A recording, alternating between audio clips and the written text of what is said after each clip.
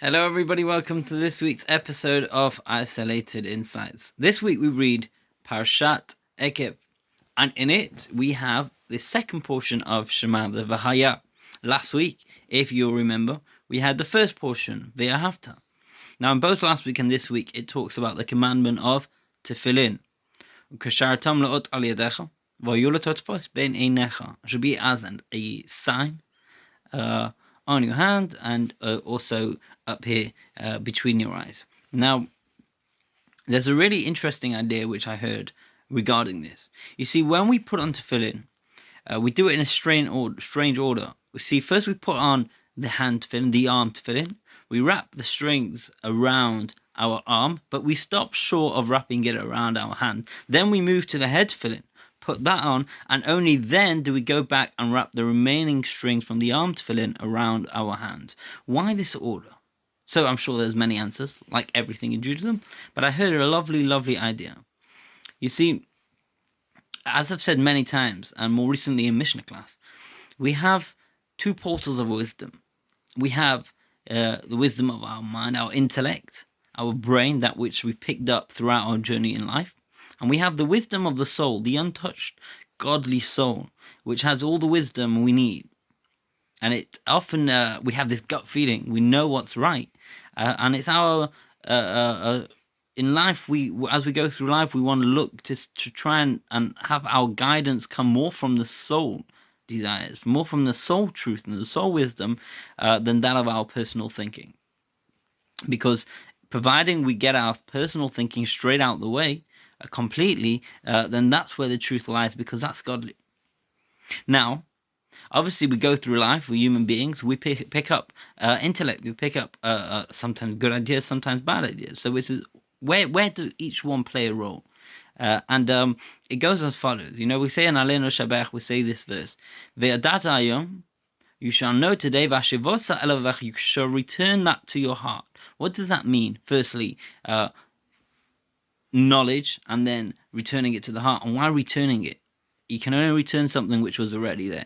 So there's a famous parable that they say in while we're in our mother's womb, an angel comes and teaches us all Torah wisdom, and we have it then in a briefcase, and we know it clear. And just before we come out into the world, the angel taps us.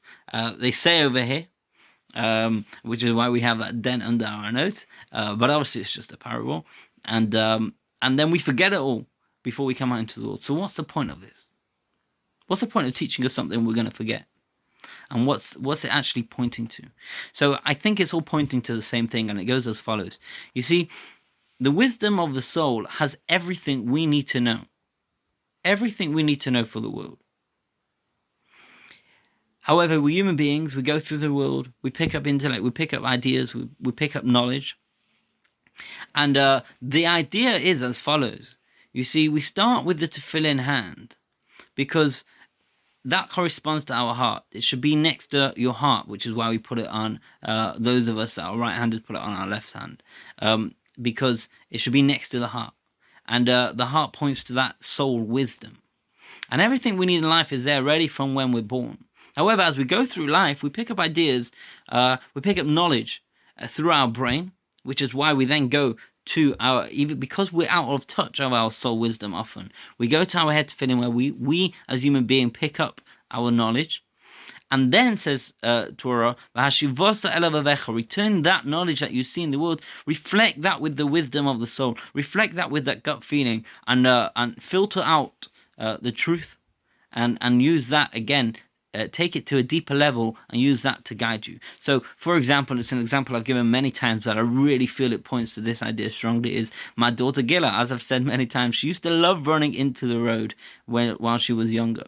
Now, we could tell her many times, it's dangerous, and that's knowledge that she acquires from us teaching her. It's knowledge in her head. Does she know it's true? Probably it's true. It's knowledge.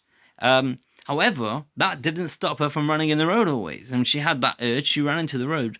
But one time, when she nearly got run over, and thank God she didn't, but a car stopped just before her, right in front of her, she saw the enormosity of it. And she really saw from a deep place how that's dangerous and that's not good for her. And since then, she's never struggled with running in the road because it's ingrained deeply within her. She saw it from a deeper place. And that's what it's pointing to. You see, if I have knowledge, it's going to guide me, but any knowledge can guide me. And it could be true knowledge, it could not be true knowledge. However, if it's deep, deep understanding and I am backing, then automatically I will back that up all the way because it's something I know as true. It's something I believe as truth. It's something I see as a deep, deep, deep truth. And because we're here as human beings, but we're spiritual human beings, we have to look for our heart desires, for our heart knowledge and wisdom to guide us through the world. But obviously, while filtering through the knowledge that we gain and get throughout our human experience, through our brain and intellect. And that's why we do, with the tefillin, we start with the hand tefillin, which represents next to the heart. That's the wisdom we have. Everybody has that wisdom, and that's why we start with that. Because basic, from being born, you have this soul knowledge. And then we move to our head. We move to our head, and we point to the idea that we're living this world in a human experience. But says Torah, bring that back to your heart. Once you see the world, you want to always check in. Don't let that alone guide you. Bring it back to your soul. And that's why we go back to the hand tefillin and wrap it around the hand. And we bring that, and that's got to guide us through life. That wisdom deep, deep down within us. That when we know we're doing something right, when we know we're doing something wrong, that a beautiful feeling when we do charity comes from a deep, deep, deep place. Much deeper than just our intellect and knowledge. And that's got to guide us. That feeling, that wisdom, that has to guide us. Wishing you all a wonderful, wonderful Shabbat. Have a wonderful week. And looking forward to hopefully seeing you soon. Take care.